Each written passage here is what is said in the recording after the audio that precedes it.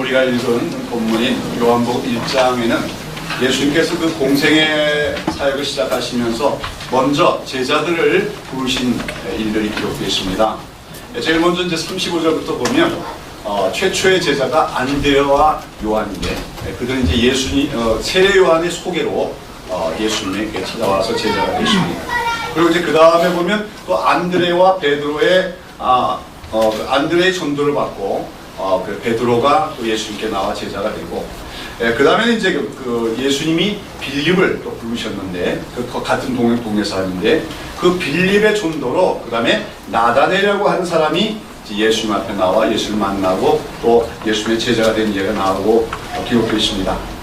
근데 이 나다넬이라는 사람의 이름은 오늘 여기 요한복음 1장 본문에만 한 번 나오고 성경에 다른 데서 나오지 않아요. 그러나 대부분 성경학자들은 이 나다나엘이 예수님의 12제자들 중에서 바돌로메라고 하는 제자와 동일한 인물일 것으로 추정을 합니다. 공간복음서에 보면은 예수님이 12제자의 명단에 나오는데 그 중에 바돌로메라고 하는 이름이 있어요. 근데 사실 이 바돌로메라는 이름이 사실 그의 본명은 아닙니다. 바돌로메라는 말은 돌로마이의 아들이라는 뜻이에요. 예수님 당시에 유대인들은 성이 없었습니다. 소위 그 패밀리 네임이죠. 우리나라는 김씨, 이씨, 박씨 등 뭡니까 그 가족 단위의 이름, 그 패밀리 네임이 있습니다만은 이스라엘 사람들한테는 그게 없었어요. 그냥 뭐 시몬, 요한 이런 식의 이름밖에 없다 보니까 같은 동네에서도 뭡니까 시몬 1, 시몬 2, 시몬 3 이런 식으로 하니까 1, 2, 3으로 부를 수는 없고 그러니까 뭐라 하면 아무개의 아들 아무개 이렇게 불렀던 거죠. 우리 그 요한복음 21장에 보면 예수님께서 부활하신 후에 제자들을 갈릴리 바닷가에서 만나시는데 그때 이제 예수님께서 베드로에게 네가 나를 사랑하느냐 3번 물으시죠. 그때 베드로 보고 뭐라고 부르십니까? 바요나 시모나 이렇게 부르십니다. 이 바요나란 말이 뭐예요? 요나의 아들 시모나 이런 뜻이에요. 요나란 말이 이제 그 신약성경에 요한이 되는 건데 그러니까 요한의 아들 시모나죠. 바요나, 바란 말은 이제 아람어로 아들이라는 뜻이라고 하는 거죠. 그러니까 오늘 우리가 성경에 보면 또 마가복음에 보면 어떤 소경이 예수를 만나는 데서 눈을 뜨는데 그 이름이 바디메오로 되어 있지요. 또 그 사람 이름이 아니에요. 무슨 뜻이에요? 디메온의 아들이다 그런 뜻이에요. 그러니까 그의 이름은 우리가 알 수가 없는 거죠. 오늘 본문에 나오는 나다넬이 바돌로메라고 추정하는 것은 바돌로메란 말이 그 사람 본인의 이름이 아니라 돌로마이의 아들이라니까 아마도 그의 본명이 나다넬이 아니었을까 이제 대부분 학자들은 그렇게 추정을 하는 것이죠. 아무튼 오늘 우리가 살펴보는 본문에 보면은 바돌로메라고 생각되는 그 나다넬이 예수님을 처음 만나서 예수님이 메시아심을 믿게 되고 더 나아가서 예수님의 제자가 되는 아주 중요한 사건의 과정이 기록되어 있습니다. 자, 그런 가운데 오늘 여기 본문에 보면 예수님께서 이 나다나엘이 빌립의 인도로 예수님 앞에 나올 때 그 예수님이 나다나엘을 보시고 뭐라고 말씀하십니까? 보라 이는 참 이스라엘 사람이라 그렇게 말씀하신 거 봅니다. 보라 이는 참 이스라엘 사람이라. 참 이스라엘 사람이라는 말은 무슨 뜻이죠? 가짜가 아니다 그 말이겠죠. 거짓된 게 아니라는 것이죠. 명목상의 이스라엘 사람이 아니라 진짜 이스라엘 사람이다. 다른 말해서 참된 하나님 백성이다 하는 그런 말씀인 줄로 압니다. 자, 여러분 오늘 여기 본문을 가지고 보면은 처음에 빌립이 나다넬에게 가서 내가 메시아를 만났다. 성경에 약속되어진 메시아, 선지자들이 약속한 그 메시아를 내가 만났다. 근데 그분이 누구냐? 바로 요셉의 아들로서 나사렛 출신의 예수다 이렇게 소개를 합니다. 그랬더니 나다넬이 뭐랍니까? 어떻게 나사렛에서 선한 것이 나올 수 있느냐 이렇게 반문을 하죠. 이것은 이제 나다나엘이 나름대로 성경을 잘 알고 있었음을 얘기합니다. 성경에서는 그 메시아가 나실 텐데 어디서 날 거라고 되어 있습니까? 미가서에 보면 베들레헴에서 즉 다윗의 고향인 베들레헴에서 나올 것으로 알고 있지요. 근데 당시 예수님이 사역을 하실 때 사람들은 예수를 보고 뭐라고 부르냐면 나사렛 예수다. 나사렛 출신의 예수라고 부르지만 그것은 예수님의 어릴 때의 그 출생 과정을 몰라서 하는 말입니다. 우리가 잘 알다시피 요셉과 마리아는 어디 살고 있어요?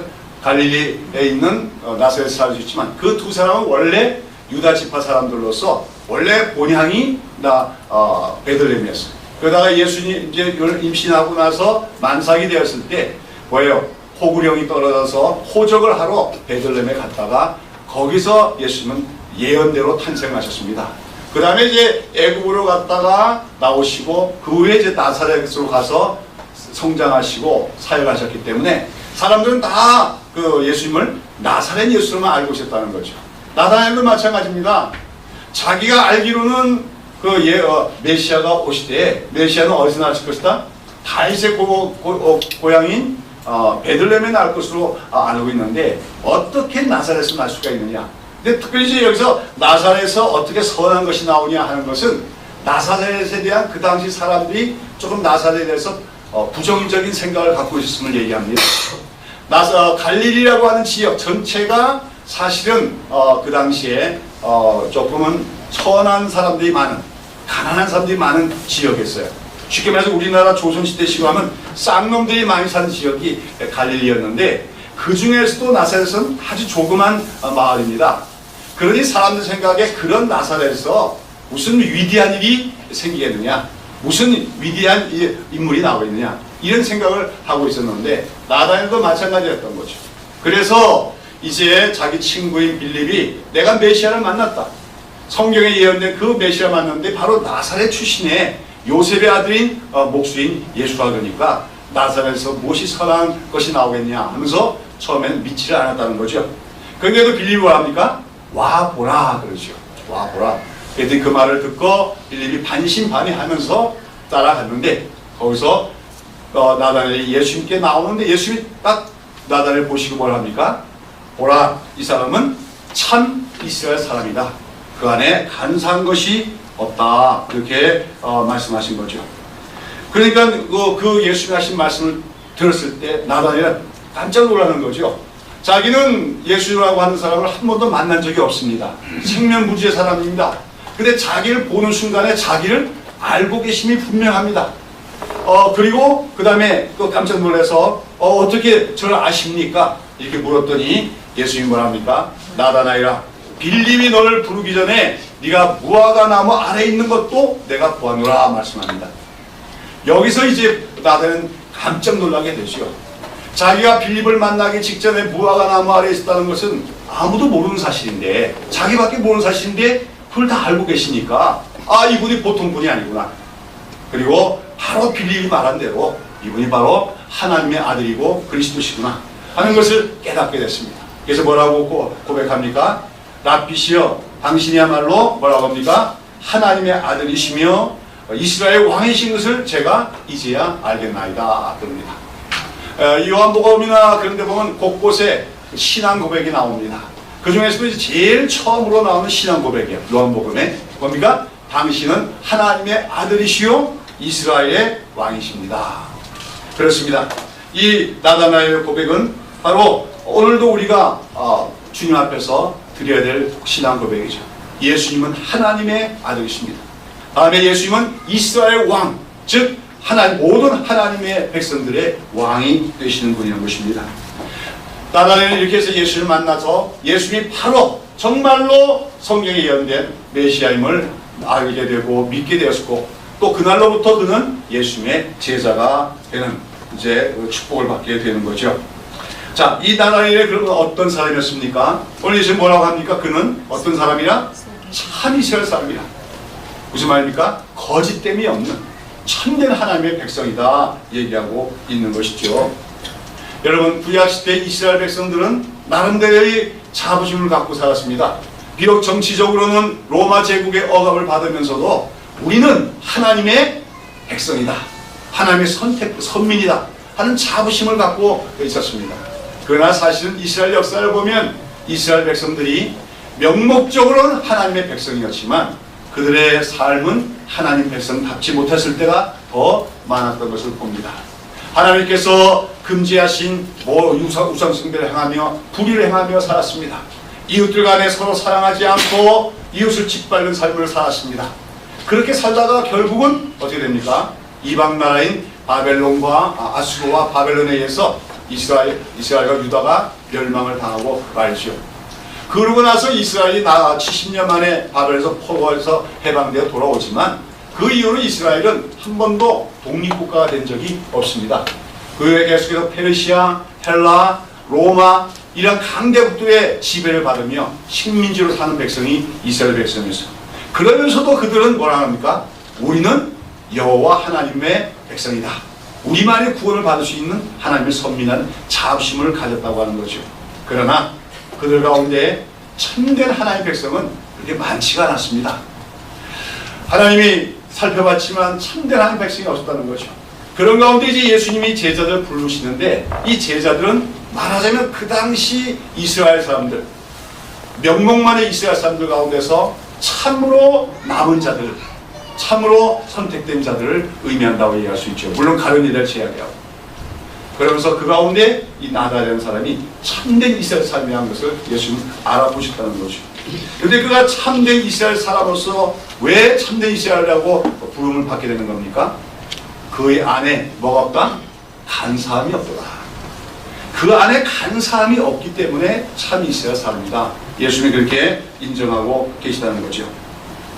이 간사다는 말이 영어 성경에 보면 가이로 되어 있어요. 이 가이란 말은 간교함, 교활함, 또한 간교한 속임수 등을 얘기합니다. 인간관계에 있어서 어떡합니까? 간교하단 말이죠. 사람을 잘 속이려고 그러고, 그렇죠? 사람을 이용해 먹으려고 하고, 또 교활하고, 거짓말하고, 이런 것들이 이제 간사함이라고 하는 것이죠. 이제 헬라어로는 이게 원래 간사함이라는 말이 돌로스인데, 돌로스란 말의 원래 뜻은 미끼입니다. 낚시를 할 때 사용하는 그 미끼를 가리키는 말이죠. 여러분 이제 그 낚시 하시는 분들은 낚시가 참 재미있기도 하고 또 우리나라 옛날 선비들이 또 낚시는 또 고상한 취미로 여기도 했지만 사실 낚시할 때 사용하는 게 뭡니까? 미끼 아닙니까? 이 미끼가 고기들 입장에서 보면 어떤 거죠? 교활한 거죠. 그렇지 않습니까? 어리숙한 고기들 이렇게 물고기들 속여가지고 막 낚아채는 거니까 왜 간교함이다 그거죠. 그래서 이제 돌로스란 미끼라는 말에서 간교함, 교활함 등의 단어가 생겨나게 됐는데 아무튼 예수님은 그 안에 간사함이 없도다 그러면서 참 이스라엘 사람이라고 나다나엘을 인정해 주신다는 거죠. 간사함. 우리가 참 이스라엘 사람으로 우리도 참된 하나님 백성으로 인정을 받으려면 우리 안에 뭐가 없어야 됩니까? 간사함이 없어야 됩니다. 어떤 사람이 간사한 사람입니까? 뭐 쉽게 말해서 거짓말 잘하는 사람이 간사한 사람이겠죠. 또 여기서 이렇게 말하고 저기서 또 달리 말하는 사람, 그 사람도 간사한 사람이겠죠. 또 겉과 속이 다른 사람, 이런 사람도 간사한 사람일 것입니다. 근데 특별히 이 간사하다 할 때는 하나님과의 관계에서도 적용되는 말이에요. 특별히 간사함이라는 건 쉽게 말해서 잔깨를 부리며 살고 잔머리를 굴리는 걸 우리가 간사하다고도 얘기할 수가 있습니다. 하나님만을 의지하는 것이 아니라 하나님 말씀대로만 살려는 것이 아니라 어떻게 합니까? 자꾸만 자기 잔머리를 굴립니다. 세상적인 방법, 인간적인 방법을 동원합니다. 그게 또한 간사함이라고 할 수가 있다고 하는 것이죠. 근데 오늘 예수님은 나다나엘이 나올 때 그 안에 그러한 간사함이 없다고 말씀하시면서 이 사람이야말로 참 이스라엘 사람이라고 인정하고 계신 것을 봅니다. 근데 오늘 우리가 본문에서 이처럼 예수님께서 나다나엘 보고 이는 참 이스라엘이라 그 다음에 그 안에 간사함이 없다고 말씀하신 것이나 또 나중에 이제 51절에 보시면은 네가 너가 무화과 나무 아래 있다고 해서 놀랬느냐? 그러나 이거보다 더 큰 일을 네가 보리니 어떤 일을 보게 되려 합니까? 네가 장차 앞으로 하늘 문이 열리고 천사들이 인자 즉 예수님 자신 위에 오르락 내리락하는 것을 보게 되리라 이렇게 말씀하시는데 이런 모든 말씀들이 사실은 구약 성경을 배경으로 한 것이고 특별히 창세기에 나오는 야곱의 얘기를 배경으로 하고 있음이 이제 분명합니다. 지난주니까 오늘 왜 제가 오늘 이 요한복음을 선택했냐면 우리가 구약 성경과 신약 성경을 자꾸만 서로 연결시켜 나갈 수 있어야 돼요. 신약 성경만 가지고는 우리가 성경 전체 이해하기 힘듭니다. 그래서 우리가 구약을 연구를 해야 돼요. 또 구약 성경을 연구할 때 구약 성경에 있는 말씀들이 신약 성경에서 어떻게 성취되었는가 이걸 우리가 살펴볼 수 있어야 됩니다. 이제 그런 걸 우리가 구속사적 관점이라고 얘기하는데 그런데 지난 주일까지 제가 창세기 강해하면서 특별히 야곱의 얘기를 우리가 함께 나눴는데, 바로 오늘 예수님께서 바로 그러한 야곱의 이야기를 지금 염두에 두고 지금 나다나엘과 대하고 계시다고 하는 것입니다. 자, 우리가 잘 알다시피 야곱, 이스라엘의 실질적인 이스라엘 민족의 실질적 조상은 이제 야곱이죠. 아브라함, 이삭 때는 아직까지 많은 아들이 없었고, 야곱 때 비로소 야곱이 이스라엘 이름은 없고 12아들을 낳기 때문에 실질적 조상은 야곱입니다. 그런데 이 야곱에게는 몇 개 이름이 있습니까? 2개의 이름이 있죠. 어떤 이름과 어떤 이름입니까? 야곱이라는 이름과 이스라엘이라는 이름이죠. 이 야곱이라는 이름이 뜻이 뭡니까 원래? 발꿈치를 잡는 자다, 그렇죠.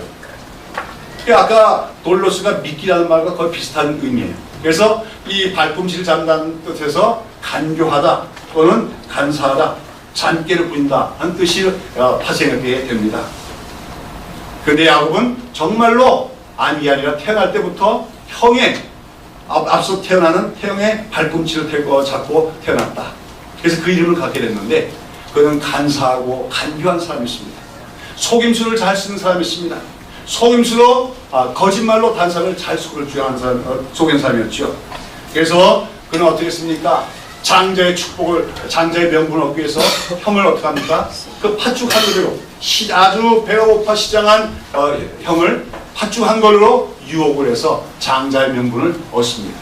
그 다음에 아버지로부터 장자의 축복을 얻어나기 위해서 어떻게 합니까? 자기가 형인 것처럼 행세를 해서 형이 좋아하는 별미를 만들어서 가서 눈이 멀고 나이가 많은 아버지를 속여서 마침내 장자의 축복을 얻어내게 되는 것입니다. 한마디로 그가 받아낸 장자의 축복은 사기꾼이 가로챈 축복이었다고 얘기할 수가 있겠지요. 자, 그런데 하나님께서는 그런 야곱과 에서 중에서 누구를 선택하셨습니까? 참 보면은 에서는 그렇게 윤리적으로 큰 잘못이 없어요. 영적으로는 둔할지 몰라도. 그런데 이 야곱은 이처럼 간교한 자요, 거짓말 잘하는 자지만 하나님은 야곱은 사랑하셨고 에서는 미워하셨다. 그런 야곱을 하나님은 선택하셨다는 것이요. 그리고 그 야곱을 선택한 하나님께서는 그 야곱을 그 간교한 그대로, 그 간사한 자기의 특성 그대로 살도록 내버려두질 않습니다. 인생의 과정을 통하여 그들을 연단하시고 훈련을 시키시는 거죠. 특별히 우리는 알다시피 그가 바다마람에서 삶을 마치고 생활을 마치고 20년 만에 고향 땅으로 돌아오다가 자기 형 에서가 자기를 죽일 것을 두려워해서 어떻게 하면 야곱 강가에서 밤새도록 하나님의 사자와 씨름을 하며 축복해달라고 간구하다가 마침내 어떻게 합니까? 그 환도뼈가 부러지게 되어지고, 그런 과정 속에서 그는 어떤 걸 얻습니까? 이스라엘이라고 하는 새 이름을 얻게 되어지죠. 하나님께서 거기에 그날 밤에 그에게 이스라엘이라고 하는 새 이름을 주신 것은 이제부터 너는 야곱으로 살지 말라고 하는 겁니다. 나는 너를 알고 너를 선택했고 너를 나의 언약의 백성으로 삼았지만 너는 태어난 태생 자체가 육신에 속한 자요 간사한 자지만 이제부터는 너는 이스라엘로 살아라. 여기서 이스라엘 의미하는 하나님과 더불어 싸운다 그 말입니다. 하나님을 의지하여 살아가는 걸 얘기하는 겁니다. 더 이상 잔꾀를 부리지 않고 잔머리를 걸리며 사는 것이 아니라 하나님만을 전적으로 의지하며 살아가는 것, 그런 사람이 되라고 주신 이름이 이스라엘이라고 하는 이름이었다고 하는 것이죠. 그래서 그날 밤에 야곱은 환도뼈가 부러졌어요. 이 환도뼈가 부러짐으로 아마 우리가 추측기로는 그 후 야곱은 죽을 때까지 아마 쩔름발이로 살았을 가능성이 있습니다. 그러나 그 쩔름발이의 흔적은 바로 영광의 상처였다. 새 이름을 얻은 영광의 상처였다고 할 수가 있을 것입니다. 자, 오늘 여러분, 그런데 오늘 예수님을 만나는 나다나엘은 어땠다고요? 예수님께 나올 때 이미 그는 어떤 사람이었어요? 참 이스라엘 사람이었다. 간사함과 간교함이 없었다는 거죠. 그래서 그가 선천적으로 그런 것이 아니라 나중에 살펴보지만 그가 늘 하나님의 말씀을 듣고 하나님의 말씀에 기초해서 기도에 힘쓰는 가운데 그의 인격과 신앙이 연단되었음을 의미합니다. 아무튼지 예수님은 나다나엘을 보시는 순간에 그가 참된 이스라엘 사람이다 인정을 하셨습니다. 사랑하는 여러분, 야곱의 인생에서 가장 큰 축복이 있다면 무엇일까요? 그것은 바로 야곱의 편에서 이스라엘이 된 것이 가장 큰 축복임을 기억해야 될 줄로 믿습니다. 12아들 낳은 것도 그 축복이지요. 자기 아들이 국무총리가 된 것도 축복이겠지요. 그러나 무엇보다도 야곱이 태어나기를 어떤 자로 태어났습니까? 간사한 자, 간교한 자로 태어나서 잔꾀로 살아가고 잔머리를 굴리며 살아가다가 하나님을 만나서 환도포가 깨어지는 아픔을 당하고 인생에서 많은 고난과 역경을 겪으면서 뭡니까? 옛사람이 깨어지고 부서지고 그래서 마침내는 이스라엘 이름에 합당한 그런 성숙된 인격을 갖게 된 것이야말로 바로 야곱이 받은 가장 큰 축복이다 할 수 있는 줄로 믿습니다. 사랑하는 여러분, 오늘 우리는 하나님으로부터 복을 받는 주의 백성이 되야 될 줄로 믿습니다. 어떤 주의 복을 우리가 받아야 되겠습니까? 이 땅에서 잘 먹고 잘 사는 것, 이 땅에서 형통한 것, 그런 것보다도 우리는 정말로 주님으로부터 이는 참 이스라엘 사람이라 인정받을 수 있는 사람이 되어야 될 줄로 믿습니다. 나다니엘은 예수님 앞에 나올 때 이미 참 이스라엘 사람으로 불릴 만큼 그 인격이 성숙했고 신앙이 성숙해 있었지만 우리 대부분은 오늘 구원을 받았다고 하지만 우리 속에는 아직까지도 간사함과 간교함의 옛사람이 남아있습니다. 우리는 자꾸만 다른 사람을 속이려고 하고 하나님 말로도 속이려고 합니다. 인생을 살아가면서 하나님의 말씀대로 살기보다도 인간적인 수단과 방법을 의지하려고 할 때가 많습니다.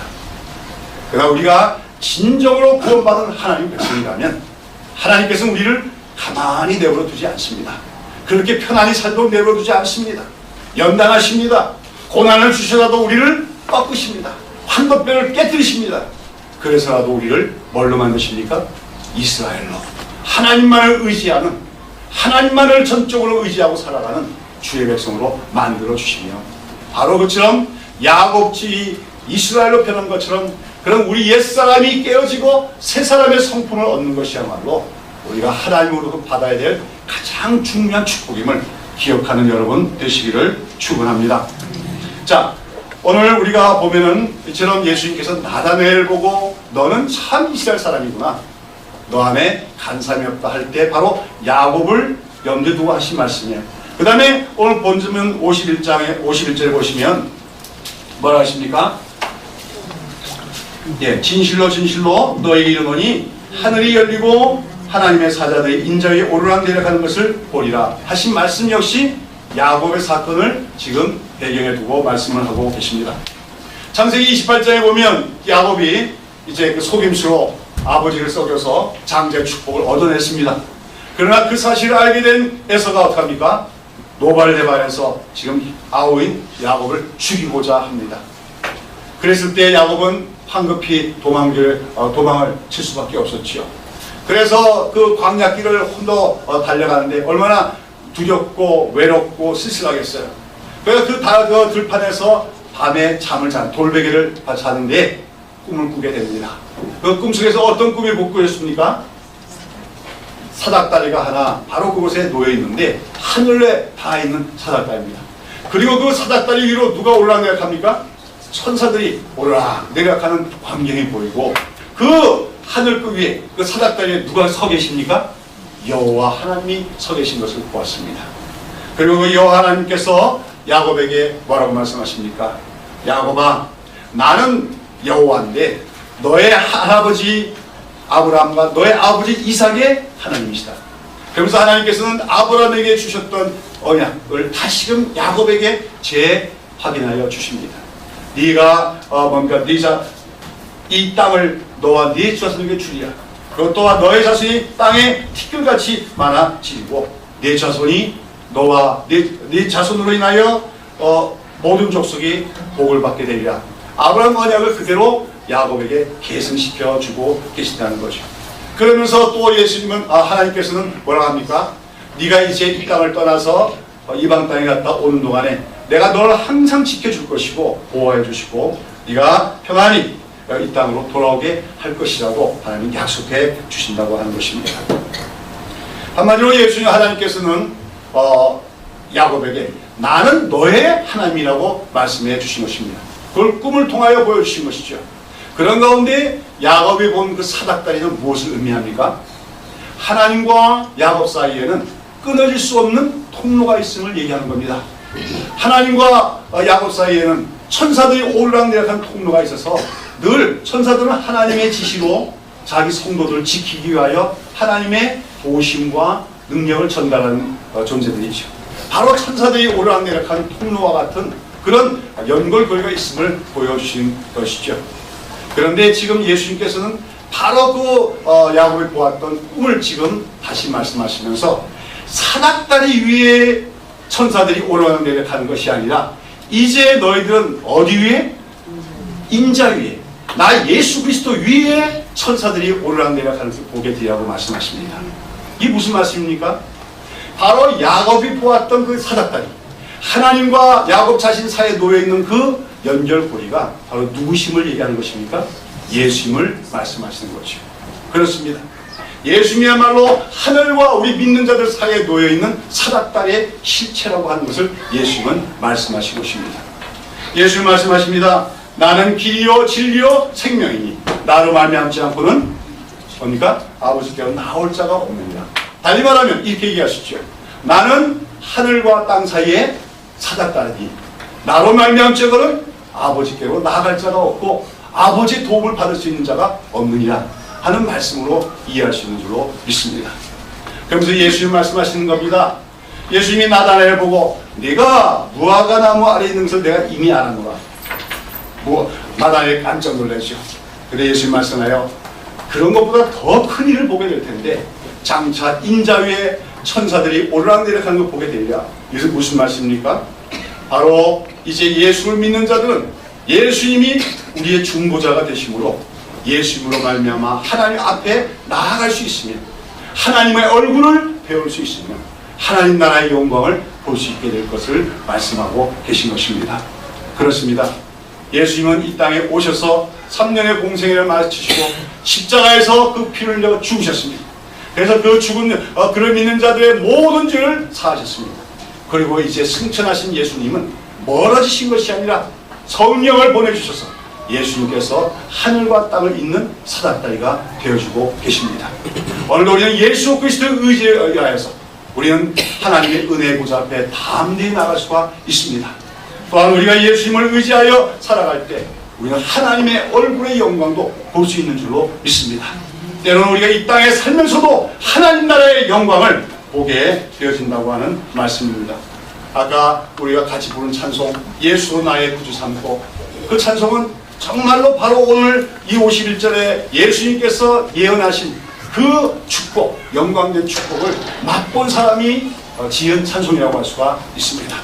예수로 나의 구주 삼고 성령과 피로써 거듭나니 이 세상에서 내 영혼이 하늘의 영광 누리로다.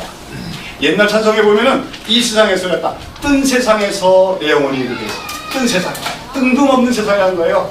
부질없는 세상이에요. 그런데 이 땅에 우리가 이 부질없는 세상에 살면서도 우리는 하늘의 영광을 보는 사람이 되었다고 노래합니다. 이제 보면 온전히 주께 맡긴 내 영 사랑의 음성을 부르는 종에 천사를 왕래하는 것과 하늘의 영광 보리오다. 믿습니까? 여러분 정말로 예수를 믿는 자 참 이스라엘, 간사함이 없는 참 이스라엘이 될 때 우리는 예수 그리스도를 통하여 천사들이 왕래하는 것과 하늘의 영광까지도 볼 수 있고 누리게 되는 줄로 믿습니다. 주 안에 기쁨 누림으로 마음의 풍랑이 잔잔하니 세상과 나는 강거롭고 구속한 주만 보리로다. 맞습니다. 구원받은 성도의 정말 가장 아름다운 신앙은 구속한 주밖에 없어요. 나의 삶의 모든 환경, 어려움이 있지만 주 앞에 나가 기도할 때마다 그 모든 것들을 다 내려놓고 구속한 주만 바라보며 예수 그리스도 우리 사닥다리 되신 예수를 통하여 하나님 아버지를 배우는 축복받는 것, 그것이 오늘 거듭난 성도들이 누리는 영광스러운 축복인 줄로 믿습니다. 자, 여러분 오늘 우리가 나다나엘을 보고 예수는 너는 참 이스라엘 사람이다, 너 안에 간사함이 없도다고 말씀하셨습니다. 자, 여러분 오늘 여러분도 하나님으로부터 그런 인정을 받을 수 있는 여러분 되시기를 바랍니다. 여러분 안에 간사함이 없게 되기를 바랍니다. 그러기 위해서 우리는 연단받아야 돼요. 여러분 삶에 어려움이 있습니까? 고난이 있습니까? 그것이 싫습니까? 싫지요. 인간적으로 육신적으로는 고난과 연단은 힘든 겁니다. 그러나 하나님은 우리를 사랑하고 계심을 믿으시기 바랍니다. 자기 아들까지도 아끼지 않고 주신 우리 하나님은 우리를 사랑하시기에 때로는 우리 삶에 어려움도 주시고 고난도 주십니다. 그 고난의 목적이 있습니다. 우리로 하여금 우리 안에는 옛사람의 성품들, 간교함, 간사함, 잔꾀, 잔머리 의지하는 것들 다 내버리고 오직 주님만을 의지할 수 있도록, 주님과 더불어 살 수 있도록, 주님의 말씀에 순종하는 정직한 사람 되도록 하기 위해서 오늘도 우리를 연단하고 계심을 믿는 저와 여러분 되시기를 바랍니다. 근데 여러분, 여기서 우리가 하나 또 기억해야 될 것은, 오늘 예수님께서 그 나단을 보고 이는 참 이스라엘 사람이라 이렇게 말씀하신 또 하나의 중요한 그의 특성이 뭐냐면 바로 그가 기도하는 사람이었다고 하는 것입니다. 오늘 예수님은 자기에게 나오는 그 나단을 보고 네가 어디 아래 있는 것을 보았다고 말씀하십니까? 무화과 나무 아래 있는 것을 보았다 그래요. 그리고 그 말을 듣고 나단이 어떡합니까? 깜짝 놀라시오. 어떻게 저를 아셨습니까? 그것을 아셨습니까? 그래요. 여기서 무화과 나무 아래 있었다는 것은 바로 나단에게 그 시간에 예수를 만나기 전에 기도하고 있었다는 말이에요. 또 기도하고 있는데 어떤 기도를 하고 있느냐? 사사로운 기도가 아니라 하나님 나라를 바라보며 하나님 나라를 소원하며 기도하고 있었다고 하는 말씀입니다. 자, 우리 한번 구약 성경의 열왕기상 4장 25절 보시기 바랍니다.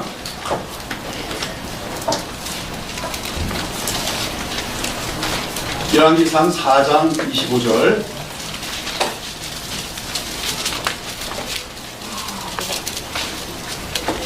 다 같이 읽어보죠. 시작.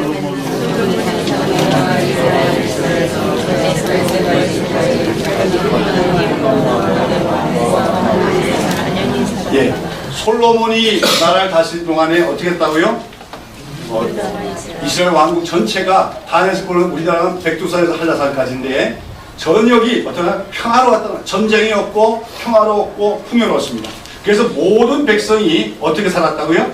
각기 포도나무 아래와 무화과 나무 아래에서 안연히 살았더라. 그래서 안연이란 말은 평안이란 말이에요. 두려움이 없이 편안한 마음으로 살았다는 거예요. 근데 왜 하필이면 그 포도나무와 무화과 나무 아래 섭니까? 예, 이스라엘의 사람들의 농사를 짓는데 그 주된 생산품 중에 하나가 포도와 무화과죠. 근데 여러분, 이 포도와 무화과가 결실되면 다 내 것이 됩니까? 전쟁이 일어나고 이방민족의 침입이 있으면 그걸 내가 암만 농사를 해도 거둘 수가 없어요. 또 흉작이 오고 가뭄이 와도 거둘 수가 없어요. 오직 전쟁이 없어야 되고 또 온 나라에 하나님이 주시는 평안함과 또 때를 따라주시는 은혜의 단비가 있어야만 풍성한 포도와 무화과 나무를 어떡합니까? 거둘 수가 있는 것이죠. 근데 지금 솔로몬 당시 이스라엘 나라가 어땠다는 거예요? 전쟁이 없었습니다. 그리고 온 백성이 하나님을 잘 섬기는 가운데 복을 주셔서 때를 따라 시절을 따라 단비를 내려주셔서 무화과 나무에 열매가 가득하고 포도나무가 송이송이 열게 되더라고요. 그랬을 때 이스라엘 백성들은 그 포도나무와 그 무화과나무 아래에 거하면서 하나님이 이 축복을 주셨음을 감사하며 이렇게 편안히 살았음을 묘사하는 구절입니다. 자, 그런데 여러분, 이스라엘 역사를 아시면 보면 아시겠지만 그렇게 이스라엘 백성들이 안연히 살았던 기간이 오래갑니까? 오래가지 못하죠. 솔로몬 자신이 나중에 그 말년에 우상숭배를 행합니다.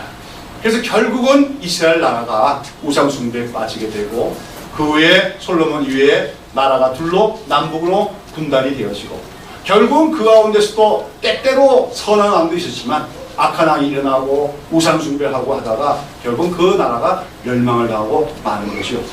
아까도 말씀드린 것처럼 그 이후에 이스라엘은 독립된 본 적이 없습니다. 늘 약소국가로 그러니까 피지배 민족으로 살아가고 있었죠. 그런 가운데 이스라엘 사람들 가운데는 이제 메시아에 대한 꿈을 갖게 되었습니다. 바로 하나님이 다윗에게 언약한 언약 속에서 장차 다윗의 자손으로 메시아가 오십니다. 그 메시아가 오시면 다시금 이스라엘을 평화로운 나라로 세워주실 것을 그들은 기대했습니다. 그러면서 바로 그 메시아가 오시는 시대에 다시금 솔로몬 시대의 그 영광이 재현되지며 솔로몬 시대의 그 평안했던 이스라엘의 모습이 회복되어질 것을 그들은 기대하고 있었던 것이죠. 그런 가운데 이제 우리나라에서 뭐 무화과나무가 아주 큰 거 없지만 이스라엘은 무화과나무가 뭐 상당히 몇십 년, 몇백 년 산 것도 있으니까 굉장히 큰 무화과나무들이 있고 그 나무 그늘은 꽤 넓습니다. 그래서 중동 지방이 더운 지방이기 때문에 낮에 사람들이 그 무화과나무 밑에 그늘에서 쉬기도 하고 특별히 경건한 사람들은 그 무화과나무 아래 가서 기도를 하는데 특별히 그 무화과나무를 바라보면서 하나님 솔로몬 때에 포도나무와 무화과나무 아래 주의 백성들이 안연히 거했던 것처럼 그러한 메시아 왕국이 다시 오게 해달라고 그들은 기도했다고 하는 것입니다. 오늘 예수님께서 나단을 보고 네가 나를 만나러 오기 전에 네가 무화과나무 아래 있는 것을 보았다 하시는 것은 단순히 장소의 문제가 아닙니다. 나단이 그 시간에 하나님께 기도하고 있었다는 거예요. 아마 아무도 몰랐을 것입니다. 자기만이 정한 시간에 자기만이 아는 장소인 그곳에 가서 그는 그 무화과나무 아래서 하나님 이 땅에 평화를 주십시오. 하나님의 통치가 이루어지게 하여 주시옵소서. 하나님이 약속하신 메시아를 보내주시고 메시아가 통치하는 영광스러운 시대가 오시게 하셔서 주의 백성들이 평안히 거하며 하나님을 찬양하게 하여 주옵소서. 그렇게 그는 기도하고 있었다고 하는 것입니다. 왜 나다나엘이 참 이스라엘 사람이었습니까? 주님은 나다나엘이 마음에 간사함이 없는 사람일 뿐만 아니라 그가 늘 기도하는 사람이었다는 겁니다. 다른 사람을 바리새인처럼 다른 사람을 의식해서 기도하는 사람이 아니라 다른 사람이 보든 안 보든 오히려 다른 사람을 보지 않는 시간에 자기의 기도의 시간을 마련하며 무화과나무 아래 나가서 주님의 시대, 메시아의 시대가 오기를 간구하는 하나님 나라와 그 의를 구하는 기도의 사람이었기에 주님께서는 그를 참 이스라엘이라고 인정하고 계신 것입니다. 사랑하는 여러분, 저는 우리 교회가 나다나엘이 기도했던 무화과나무 아래와 같은 교회가 되기를 소원합니다. 많은 성도들이 일상생활의 바쁜 속에서도 조용히 나와서 기도하는 장소가 되기를 바랍니다. 하나님께 기도하기를 내 어려움도 있겠지요. 육신적인 문제도 있겠지요. 물질의 문제, 경제의 문제, 또 환경의 문제, 어려움도 구할 수 있습니다.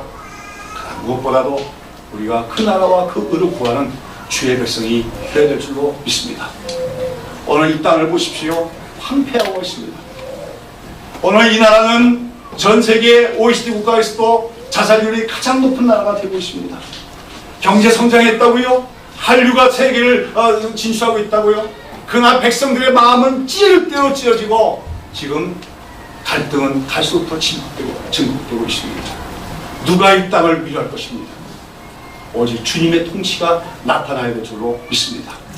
우리는 주님의 통치가 이 땅에 이루어지기를 기도해야 됩니다. 주님의 공의가 이 땅에 이루어지기를 기도해야 됩니다. 주님의 인자가 오늘 이 땅에 마음 상한 자와 약한 자들을 위로하는 역사가 있기를 기도해야 됩니다. 그러기 위해서 우리는 나다나엘처럼 무화과나무 아래 나가 하나님 나라에 와여 기도하는 주의 백성들이 되어야 될 줄로 믿습니다. 자, 여러분, 오늘 예수님이 나다나엘 보고 말씀하신 칭찬의 말씀입니다. 이는 참 이스라엘 사람이야. 그 안에 간사함이 없다. 이러한 주님의 칭찬과 인정이 바로 여러분을 향한 주님의 인정의 말씀이 되시기를 축원합니다. 그러기 위하여 오늘 우리 삶의 여러 가지 과정을 통하여 연단 받아 나감을 오히려 감사하는 여러분 되시기를 바랍니다. 환난은 인내는 연단은 소망을 이룬 줄 압니다. 여러 가지 고난과 역경 때문에 마음이 찌그러지고 일그러지고 상처가 나는 것이 아니라 그 속에 주님의 손길이 있음을 믿기에 그 연단 과정을 통하여 간사함이 없어지는 참 이스라엘 사람이 되시는 여러분 되기를 바랍니다. 그리고 또한 하나님 나라에 와여 기도하는 여러분 되시기를 바랍니다. 사람들이 보든 안 보든 오히려 하나님과 혼자 있는 시간이 더 즐거운 시간 되어서 내 기도하는 한 시간, 그때가 가장 귀하다. 기도하며 주님 앞에 나아갈 수 있는 여러분 되기를 바랍니다. 그러면서 주의 나라를 구하며 주의 통치가 이 땅에 이루어지기를 간구하며 기도하는 가운데 정말로 인자 위에 천사들이 오르락내락하는 걸 보게 되는, 하늘의 영광을 보게 되는, 아버지 하나님의 영광스러운 얼굴을 뵙게 되는 축복을 받는 저와 여러분 되시기를 예수님의 이름으로 축원합니다. 기도하겠습니다. 사랑하시